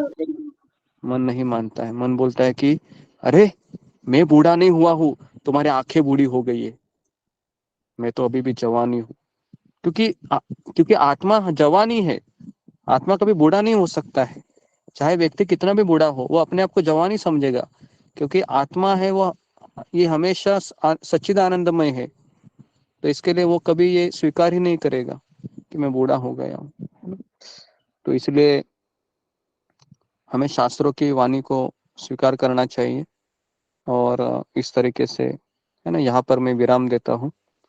तो अगर किसी कुछ प्रश्न है आज के टॉपिक के ऊपर तो आप पूछ सकते हैं। हमारे पास 10 मिनट है और कल सेशन है, थोड़ा सा जल्दी हो सकता है ना, क्योंकि आज हम वापस शाम को जा रहे हैं। तो सबने डिसाइड किया कि कल हम रेस्ट लेंगे। तो शायद कल मैं आपको अपडेट करूंगा कि कल हमारा सेशन थोड़ा जल्दी हो सकता है। तो मैं आपको अपडेट करूंगा, या फिर ये जो समय है फिर हम थोड़ा सा 3:30 बजे का, या हम आपको बताएंगे हम किस तरह से इसको करेंगे, क्योंकि एक आदत हो जाती है फिर एक समय की। तो इसके लिए हम थोड़ा सा अभी डोनेशन कलेक्शन के लिए जाना पड़ता है मंदिर की ओर से, तो इसके लिए थोड़ा सा बदलाव किया है। लेकिन ये आपको हम अपडेट करते रहेंगे। तो इसके लिए आप समय के ऊपर ध्यान देते रहिए, क्योंकि थोड़ा सा जन्माष्टमी तक में फ्लेक्सिबल रहेगा। ओके, किसके प्रश्न है फिंगर को रेज कीजिए। जी, ऋतुपूर्णा। गुरु जी दंडवत प्रणाम, सभी भक्तों को दंडवत प्रणाम। गुरु जी, मेरा प्रश्न ये है कि जो भौतिकवादी है या उनकी जो घर में शायद कोई बीमारी होता है, किसी को शायद किडनी या फिर लिवर देना पड़ता है, तो वो लोग देते हैं, राजी खुशी होकर देते हैं कि वो हमारा लोग मर जाएगा। लेकिन जब भी कोई भक्त का ऐसा होता है, बेटा या फिर हस्बैंड, क्या उसको देना चाहिए या फिर नहीं देना चाहिए? जी, तो देखिए, पहली बात तो अगर कोई जैसे रक्तदान हो गया, है ना, जैसे कहते हैं रक्तदान ही श्रेष्ठ दान है, तो यहाँ से मैं शुरुआत करता हूँ। अगर मेरे रक्त देने से कोई व्यक्ति जीवित हो जाता है और वो जीवित करने के बाद ज्यादा ही पाप करता है, समझ में आ रहा है क्या? ध्यान पूर्वक सुनिए कि वो अभी उसको खून की बहुत जरूरत है, लेकिन अगर मैं उसको खून दूंगा तो वो जीवित हो जाएगा अच्छे से उसका शरीर, और उसके बाद वो बहुत पाप करेगा, है ना। तो फिर आपने दिया हुआ जो दान है, रक्तदान, वो क्या हो गया फिर, उसका कर्म आपको लगेगा, क्योंकि वो आपने दिया है ना। जैसे मान लो कि मैं किसी को हेल्प करता हूँ 100 रुपया देके, और 100 रुपया देने के कारण बाद वो क्या करता है, सिगरेट फूकता है ना, या दारू की बोतल पीता है, तो फिर वो कर्म किसको लगेगा, वो 100 रुपये देने वाले को लगेगा। ठीक है, ओके। तो इसके लिए कोई अगर किसी का आग देता है, लीवर देता है, या जो भी अंग देता है, तो ये हमको कहता है कि हमको दान देना चाहिए। लेकिन शास्त्र में दधीचि मुनि ने दान दिया था अपने शरीर का, है ना, ये एक इंसिडेंस हमको पता है। लेकिन वो भी उन्होंने कब दिया था, जब वह भगवान के द्वारा ऑथेंटिक था। भगवान ने देवताओं को कहा था कि आप दधीचि मुनि से उनके शरीर को मांग लीजिए, तो वो ऑथेंटिक हो जाता है, नहीं तो उससे कर्म लगेंगे, है ना। तो इसके लिए, लेकिन एक शिला प्रभुपाद के शिष्य हैं, उनका नाम था श्याम सुंदर प्रभु। तो उनका एक किडनी, दोनों किडनी फेल हो गई थी, तो उनको एक किडनी की आवश्यकता थी। तो जब ग्रुप में मैसेज भेजा गया कि प्रभुपाद के शिष्य को किडनी चाहिए, तो मंदिर में लाइन लग गई, सॉरी मंदिर में नहीं, हॉस्पिटल में। तो डॉक्टर को भी आश्चर्य हुआ, कौन है ये, इतनी बड़ी लाइन लगी है लीवर को डोनेट करने के लिए, क्योंकि वो भगवान की बहुत बड़ी सेवा थी। क्योंकि एक भक्त को अगर हम किडनी देंगे तो क्या करेगा, वो उससे प्रचार प्रसार करेगा, है ना। तो इसके लिए हमें समझना चाहिए कि किसको ये सब शरीर के अंग देने चाहिए। ओके जी, तो ओके, नेक्स्ट प्रियंका सहगल।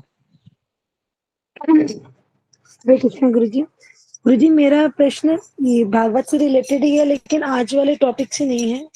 आपने जो पहले कुछ पढ़ाया है उससे रिलेटेड है। गुरुजी मैं पूछूं आपसे? पूछो पूछो। जी गुरुजी। गुरुजी आपने एक बार हमें कली का बताया था कि कली जहाँ स्वर्ण होता है वहीं रहते हैं। तो गुरुजी जैसे हमारे पिताजी का यही काम है, तो मतलब जैसे गोल्ड स्मिथ जो होते हैं उन्हें काम करना चाहिए या वहां पर भी कली रहते हैं? मैं वापस बता रहा हूँ कि हमारे मंदिर में भी होते हैं, सोना होता है ना, जी जी लेकिन हम उस सोने का प्रयोग भगवान की सेवा में करते हैं। जी तो कली कहाँ रहता है, जहाँ पर हम अपने स्वार्थ के लिए जीते हैं। तो पहले हमें चेक जी करना चाहिए कि मेरे पिताजी का बिजनेस है, तो मेरे पिता क्या भगवान की भक्ति में भी लगे हैं, या फिर बस पैसे कमाने के लिए उस बिजनेस को खड़ा किया है। तो उसके जी आधार गुरु पे डिसाइड होगा कि कली वहां पर रहता है या नहीं रहता है। ओके, जी गुरुजी एक चीज और आपसे पूछनी थी गुरुजी। एक मिनट, अभी पुत्र एक ही प्रेम। सवाल पूछिए, नेक्स्ट बाद में आप पूछिए, है ना जी। जी नेक्स्ट गुरुजी धन्यवाद। जी जी, जी धन्यवाद शिनू प्रणाम। शिनू मिश्रा।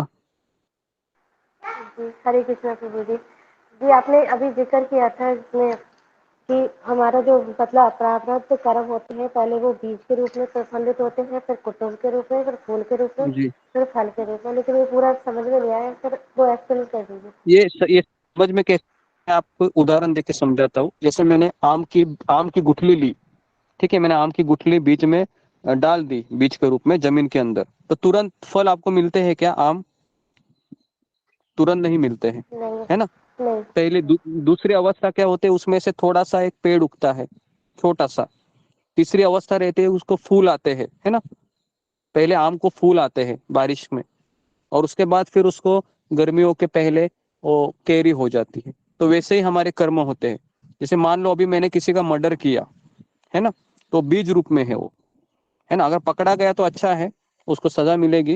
लेकिन पकड़ा नहीं गया, अपने आप को छिपाने में सफल रहा, तो क्या होगा, वो कर्म उसको लगता है कि किसी ने देखा नहीं मुझे। लेकिन हमने एक शास्त्र में देखा है, कितने हमारे साक्षीदार होते हैं हमारे कर्म के? 11 या 12, 10 है ना, 13 गुरुजी। 13 होते हैं जी, 13 होते हैं ना। तो 13 लोगों ने तो देख लिया ना, तो उससे क्या होगा फिर, अभी वो थोड़ा सा बीज रूप के में बीज, उसके बाद कुटम, बीजम कुटम, फिर उसके बाद फिर और तीसरी अवस्था है, और फिर चौथी अवस्था फलित। तो फलित जब होगा ना, तो क्या होगा कि उसको रिएक्शन मिलेगा। तो उसको कहते हैं प्रारब्ध कर्म। प्रारब्ध मतलब अभी वो मेरे हिस्से में आ रहे हैं। अप्रारब्ध मतलब अभी तक फूल की अवस्था में है या थोड़ा सा कुटम की अवस्था में है, उसको कहते हैं अप्रारब्ध। तो ऐसे हमारे अप्रारब्ध प्रारब्ध कर्म बहुत है, लेकिन हम हरे कृष्ण महामंत्र को अगर स्वीकार किए हैं, अपने जीवन में गुरु को स्वीकार किए हैं, है ना, तो ये सारी चीजें हट जाते हैं। लेकिन ये नहीं किए हैं तो ये हमारे माथे पे रहती है। ठीक है, ओके नेक्स्ट जी, मीना कुमारी। हरे कृष्ण गुरुदेव दंडवत प्रणाम। मेरा भी प्रश्न गुरुदेव पिछले सत्र से है। इसमें मुझे एक ही प्रश्न पूछना था कि वृत्तासुर का गला काटने में वज्र को जो है 1 वर्ष क्यों लगे जो है, जबकि 1 वर्ष वज्र जो है क्यों लगे? जी हाँ जी, 1 वर्ष क्यों लगी है, ये तो मुझे भगवान को ही पूछना पड़ेगा, क्योंकि मुझे भी नहीं पता कि 1 वर्ष क्यों लगे हैं, क्योंकि मैं भी तभी था नहीं, युद्ध चल रहा था देखने के लिए कि 1 वर्ष क्यों लगे।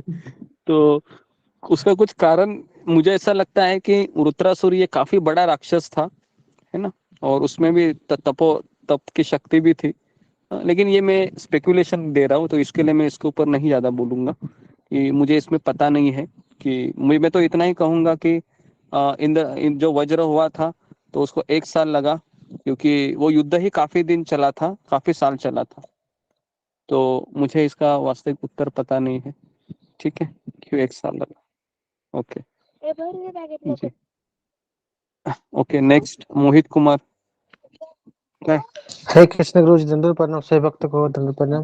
गुरु जी मेरा प्रश्न है, गुरु जी मेरा प्रश्न है कि आपने कहा कि जब तक लोग भगवान को पुकारेंगे नहीं तब तक उनका दुख नहीं जाएगा। गुरु जी तो लोग तो उसमें भगवान से प्रार्थना करते हैं, तो पुकारने का वास्तविक अर्थ क्या है? पुकारने का वास्तविक अर्थ है कि भगवान के प्रामाणिक भक्त का आश्रय लेना और उसके अनुसार अपने जीवन को ढालना, फिलहाल उसको ही पुकारना कहते हैं। ओके जी, ठीक, बहुत आभार गुरु जी। नेक्स्ट वर्षा पवार माता जी। गुरु जी, आत्मा तो सच्चिदानंद है, लेकिन मन तो पहले से ही सब ऐसा पारिवारिक बातों से बहुत दुखी रहता है, तो मन को कैसे सशक्त बनाए? जी, मन को कैसे सशक्त बनाए? मन को सशक्त बनाए है तो मन को गुरु के हवाले कर दीजिए, है ना। लेकिन ये इतना आसान भी नहीं है, तो इसके लिए मन को सशक्त बनाने के लिए हमें सुबह का जो साधना होता है 16 माला, वो 6 बजे के पहले करना चाहिए और 3 सेशन अटेंड करने चाहिए, तब जाके मन सशक्त हो सकता है। या लेकिन 15 वो दिन नहीं ना कर पाते नहीं कर पाते तो आप तो ऐसा बोल रहे हैं जैसे डॉक्टर के पास आप जा रही हो और डॉक्टर दवाई दे रहे हो और आप बोल रहे मैं दवाई नहीं ले सकती। नहीं, वो तो घर में ऐसा भक्ति व्यक्ति करती हूँ, लेकिन घर में जो लोग हैं वो बार बार ऐसा, इसकी वजह से मन बहुत कमजोर पड़ता है। तो इसके ऊपर एक ही सॉल्यूशन है ना, क्योंकि अगर हमको करना है तो ब्रह्म मुहूर्त सबसे अच्छा समय है। इसलिए अगर आप एक सेशन भी आप फिर आप अटेंड करेंगे अच्छे से 4 से 6 और मंगल आरती तो और एक भागवत सत्र, तो एटलीस्ट उससे भी हो सकता है। लेकिन आपको ये करना ही होगा अगर आप परिणाम चाहते हैं तो। ठीक है, धन्यवाद। ओके, आखिरी क्वेश्चन रंजना माता जी। हरे कृष्ण गुरुदेव, दंडवत प्रणाम। सभी भक्तों को दंडवत प्रणाम। गुरुदेव, जैसे अभी आपने बताया जो हाथी वाला, तो उसमें जैसे हाथी तो पूर्व जन्म के कर्म है जो आपने बताया, तो और सांप भविष्य के कर्म है। तो सांप जो भविष्य के जो कर्म होते हैं वो तो जो हम वर्तमान में करेंगे वही हमारा भविष्य बनेगा ना। तो पूर्व जन्म जो बोलते हैं उसको, अप्रारब्ध, जो मैंने अभी बताया। अप्रारब्ध मतलब अभी तक वह फलित नहीं हो रहे, राह देख रहे। ओके जी गुरु, समझ में आया। धन्यवाद गुरु। ओके, तो मैं यहाँ पर रुकता हूँ। आप सबका बहुत बहुत धन्यवाद। हरे कृष्णा हरे कृष्णा हरे कृष्णा हरे कृष्णा।